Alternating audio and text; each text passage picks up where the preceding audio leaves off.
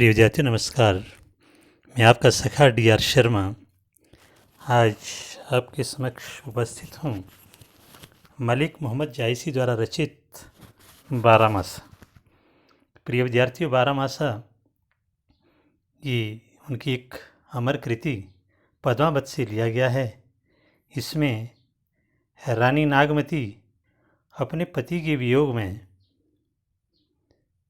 विरह में जलती है, उसके दुख का वर्णन हुआ है। इसके संदर्भ की बात कर लेते हैं। जायसी का बारहमासा मलिक मोहम्मद जायसी द्वारा रचित महाकाव्य पद्मावत का एक हिस्सा है। नागमती रत्नसेन की विवाहिता पत्नी है, अपने प्रियतम रत्नसेन के वियोग में व्याकुल है। रतनसेन जब से चित्तौड़ छोड़कर चले गए हैं तब से वापस नहीं आए। नागमती को ऐसा लगता है कि शायद हमारे प्रियतम किसी अन्य युवती के प्रेम जाल के बंधन में बंध गए हैं। पति के समीप रहने पर जो प्रकृति सुखकारी थी और वही प्रकृति पति से दूर रहने पर नागमती के लिए अत्यधिक पीड़ादायक है। और नागमती इस बारहमासा में क्या कहती है? प्रिय विद्यार्थियों, यहाँ आप एक पांडुलिपि देख रहे होंगे। बारहमासा का पद्मावत का एक भाग दिया गया है। बारहमासा के बारे में आपसे कहना चाहता हूँ कि जब कोई स्त्री अपने पति के वियोग में अपने दुख का वर्णन करती है तो 12 महीने में उसकी दशा क्या क्या रहती है, उसकी स्थिति क्या क्या रहती है, तो उसका वर्णन इसमें किया जाता है। तो हमारे पारंपरिक जो लोकगीत है हमारे हिमाचल प्रदेश के भी, उसमें भी अलग अलग ज़िलों में ये बारहमासा गाया जाता है। आप इसकी एक धुन सुन भी रहे होंगे। मंडी का एक बहुत ही मशहूर बारहमासा जिसमें पूरे 12 महीने का वर्णन किया गया है कि एक पत्नी, एक प्रेमिका अपने पति के वियोग में, अपने प्रेमी के वियोग में किस प्रकार से उसकी जुदाई में तड़पती है और ये प्रकृति किस तरह से उसे एक दुखकारी लगती है अपने प्रेमी के बिना। तो यही कुछ वर्णन इस बारहमासा में किया गया है। ये माना जाता है कि सबसे पहले ये बारहमासा की जो रचना की थी ये जायसी ने सबसे पहले की थी। तो चलिए अब इसका हम आगे वर्णन पढ़ते हैं। तो इसमें हम क्या क्या देखने वाले हैं, हम 2 पद्यांशों की यहाँ पर व्याख्या समझेंगे, कोशिश करेंगे। तो अब नागमती क्या कहती है कि उसका पति रतनसेन जो चित्तौड़ के राजा हैं वो कहीं विदेश चले गए हैं और बहुत दिनों के बाद जब वो वापस नहीं आते तो नागमती को ये संशय हो जाता है कि वो किसी अन्य स्त्री के प्रेम में शायद फंस गए होंगे और मेरी जो उन्हें कोई खबर नहीं है। तो उसकी क्या क्या स्थिति रहती है पूरे इन महीनों में और किस तरह से वो अपनी व्यथा का वर्णन करती है नागमती, उसी का वर्णन यहाँ पर पहले पद्यांश की ओर चलते हैं। तो नागमती कहते हैं, अघन दिवस घटा निसी बाढ़ी, दूभर रैन जाई की मिकाढ़ी। अब धनी दिवस बिरह भाराती, जरों बिरह जस दीपक बाती। कांपे हिया जनावे सियु, तोई पे जाय होई संग पियु। घर घर चीर रचे सब काहू, मोर रूप रंग लेगा नाहू। पलटी बहुरा गाजो बिछोई, अभहूँ फिरे फिरे रंग सोई। सियरी अग्नि बिरहिनी हजारा, सुलगी सुलगी दगधई हुई छारा। यह दुख दर्द न जाने कंतु, जोवन जन्म करे भसमंतु। आगे दोहा छंद में वो कहती है, यहाँ तक तो चौपाई छंद में लिखा गया है। आगे दोहा छंद में कहती है नागमती, पियासों कहूँ संदेशड़ा, ए भौरा एकाक, सो धनी बिरह जरी मुई, तेहिक धुआं हम लाग। प्यारे बच्चों, अब हम इसकी व्याख्या समझ लेते हैं। तो इससे पहले कुछ कठिन शब्द जो इसमें आए हैं उसकी बात कर लेते हैं। दिवस का अर्थ है दिन, अघन का अर्थ होता है जो सर्दी के जो महीने चलते हैं, इसी का वर्णन पद्यांशों में आपको मिलेगा। दिवस अर्थात दिन, निशी रात, रैनी कहते हैं रात को। और आगे धनी स्त्री, दिवस का मतलब यहाँ दिन है। आगे सियु का मतलब शीतल या ठंड, पियु का मतलब प्रिया, चीर का मतलब वस्त्र होता है, नाहु का मतलब स्वामी होता है। बिछोई यहाँ पर आया, देखो बिछोई का अर्थ बिछोड़ना। सियरी का अर्थ होता है ठंडा। हिया का मतलब हृदय, आप जानते हैं। छारा का अर्थ यहाँ पर है वो है राख। कंतु का अर्थ है प्रिया या पति। भस्मंतु भस्म कर देना, या धनी का अर्थ मैं पहले ही आपको बता चुका हूँ, स्त्री के लिए आता है। तो ये कुछ एक इसके कठिन शब्द थे, तो आपको आसानी रहेगी व्याख्या समझने में। तो आगे चलते हम इसमें इसकी व्याख्या की ओर। सबसे पहले इसका एक प्रसंग जान लेते हैं। आप किस प्रकार से इसका प्रसंग लिखेंगे। प्रसंग में जैसे आप जानते हैं आपको अपनी पुस्तक का नाम लिखना होता है। तो अंतराभाग 1 तो नहीं, अंतराभाग 2 होगा। ये आपकी पुस्तक अंतराभाग 2 है, आप इसको 2 लिख दें। 12 मासा शीर्षक से लिया गया है ये। तो ये आप जानते हैं कि मलिक मोहम्मद जायसी की जो अमर कृति है पद्मावत, उससे लिया गया है। यहाँ चित्तौड़ की रानी जो नागमती अपने प्रेमी राजा रतन सेन के वियोग में किस तरह से दुखी रहती है, उसका वर्णन इसमें हुआ है। तो चलते हैं व्याख्या की ओर हम।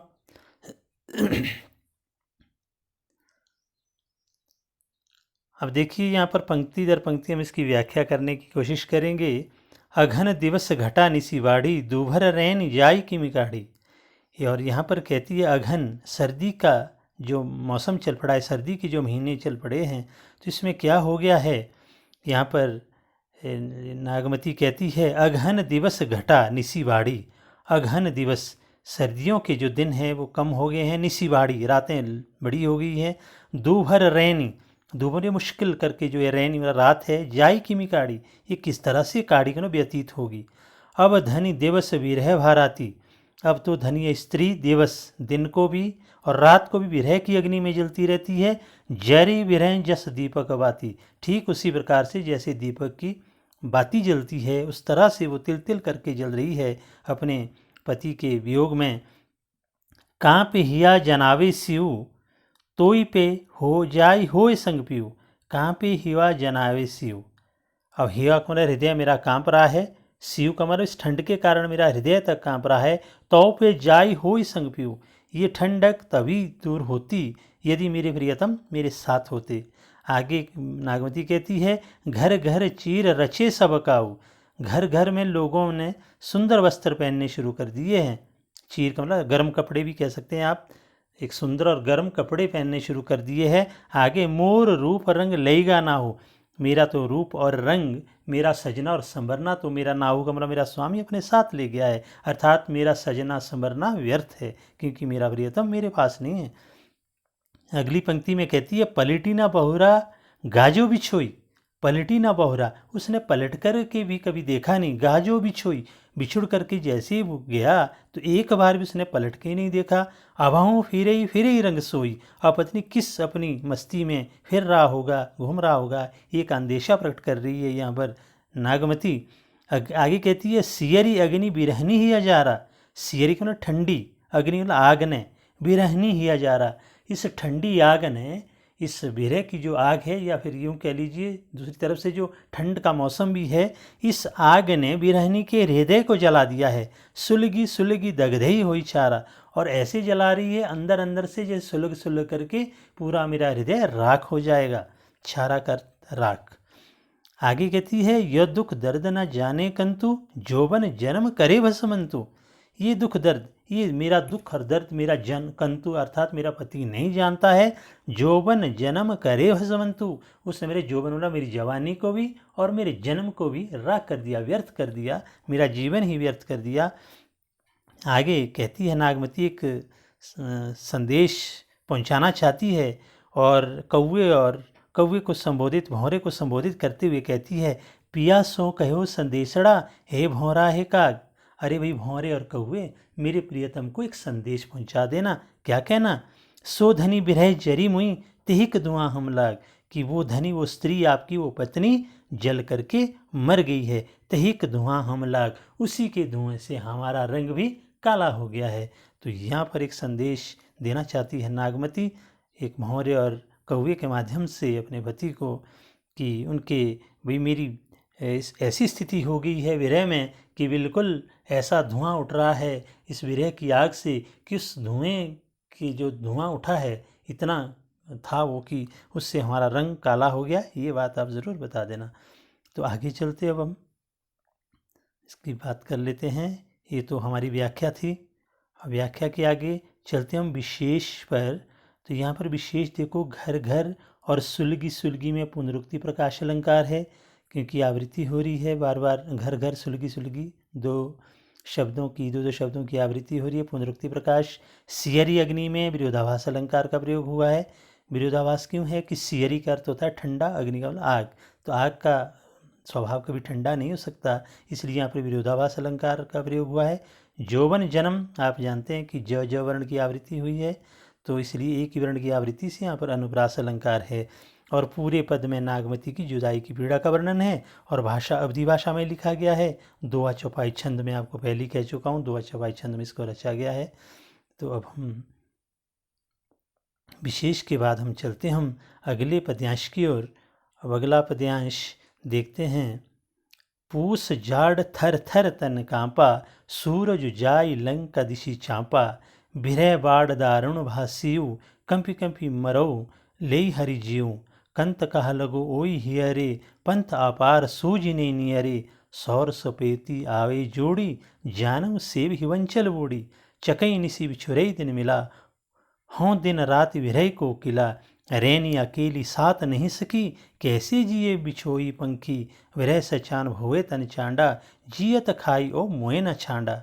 आगे दोहा छंद में कहती है, रक्त ढरा मांसू गरा, हाड़ भयो सब संग, धनी सारस हो ररी मुई, पीऊ समेट हूँ पंख।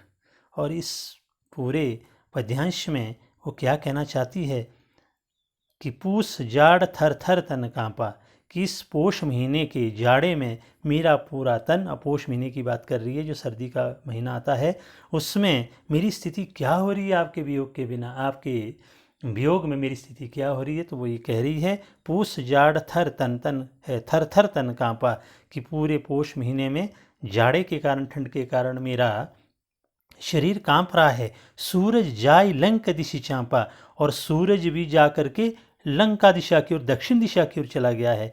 आप जानते हैं कि जैसे सर्दी का मौसम आता है तो सूर्य दक्षिणायन हो जाता है, वो दक्षिण की ओर चला जाता है। तो यहाँ तक कि सूरज भी अपने आप को तपाने के लिए दक्षिण दिशा में, लंका दिशा में चला गया है।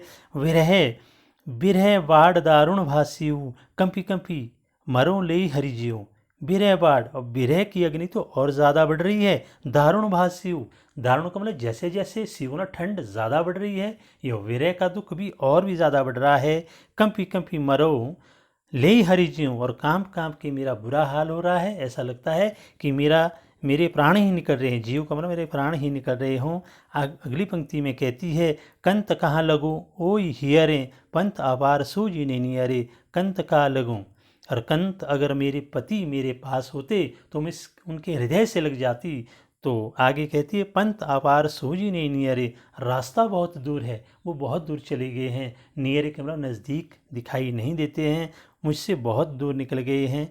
अगली पंक्ति में कहती है, सौर सुपेती आए जोड़ी, जानो सेज हिवंचल बूढ़ी। सौर सुपेती, सौर का मतलब गर्म, सुपेती अर्थात रजाई, आवे जोड़ी, वो भी हल्के लगने लगी। अब ठंड इतनी ज़्यादा बढ़ गई है कि गर्म रजाई भी अब हल्की और ठंडी लगने लग रही है। जानो सेज हिवंचल बूढ़ी, ऐसा प्रतीत होती है कि वो भी, हिवंचल मतलब बर्फ़ में, बूढ़ी का मतलब डूबी हुई हो, जैसे कि पूरी डूबी हुई हो बर्फ़ में, ऐसा प्रतीत होती है, ऐसी ठंडी वो नज़र आती है, प्रतीत होती है। चकई निसी बिछुरई दिन मिला, हों दिन रात बिरह को किला। अब एक उदाहरण के तौर पर नागमती कहती है, चकई निसी बिछुरई दिन मिला, चकवी रात भर बिछुड़ करके भी, चकवा और चकवी दिन होने पर वो आपस में मिलते हैं।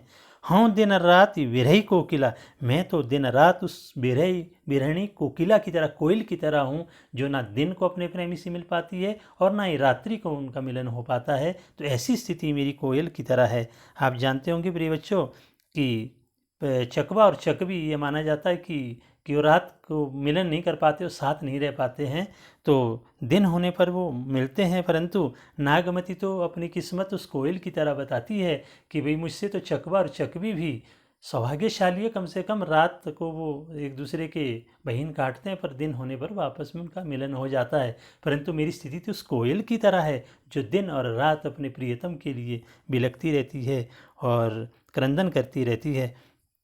अगली पंक्ति में कहती है नागमती, रैनी अकेली साथ नहीं सकी, कैसे जिए बिछोई पंखी। रैनी अकेली, पूरी रात भर मैं अकेली रहती हूँ। और नहीं सखी साथ में कोई सखी सहेली भी नहीं है, कैसे जिए बिछोई पंखी।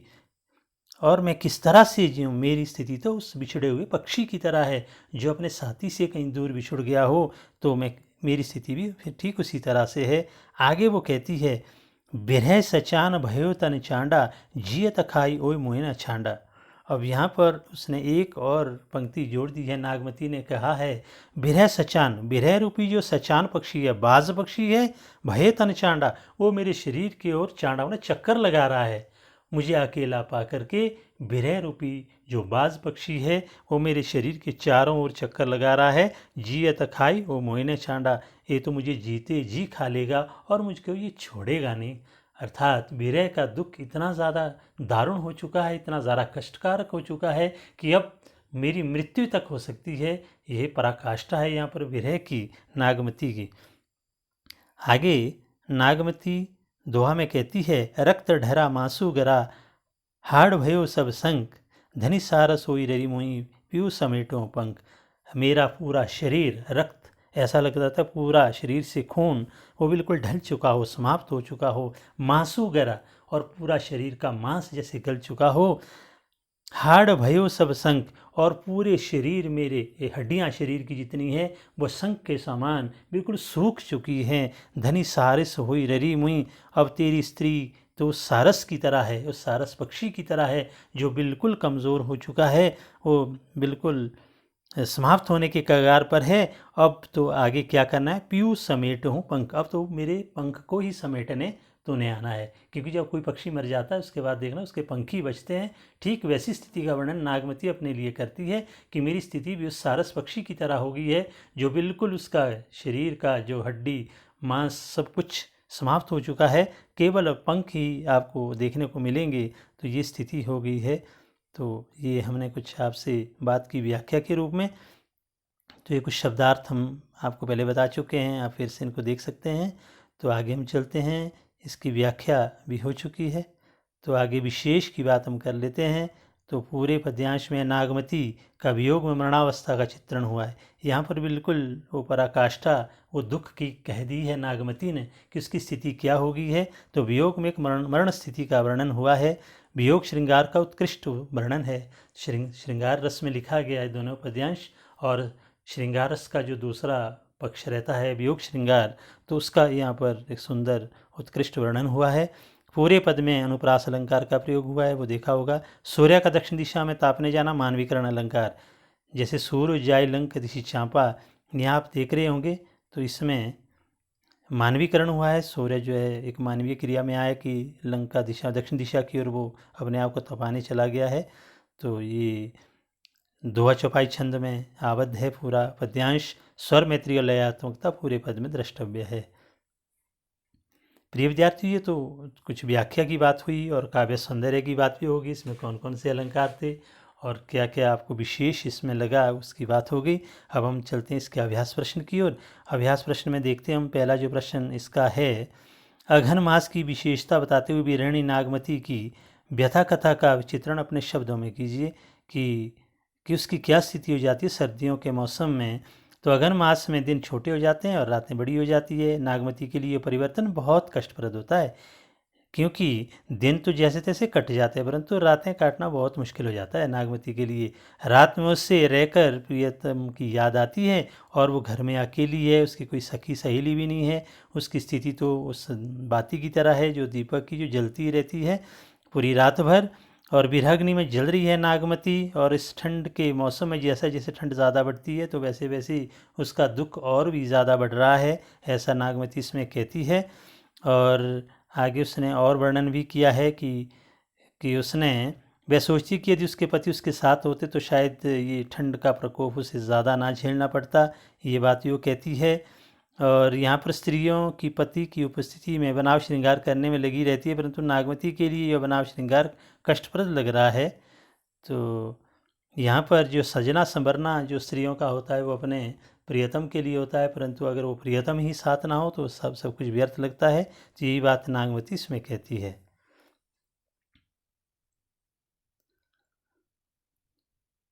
दूसरे प्रश्न में हम देखते हैं, जियत खाए मुई ना छांडा पंक्ति के संदर्भ में नायिका की विरह दशा का वर्णन अपने शब्दों में कीजिए कि ये मुझे जीते जी खा लेगा और ये छोड़ेगा नहीं।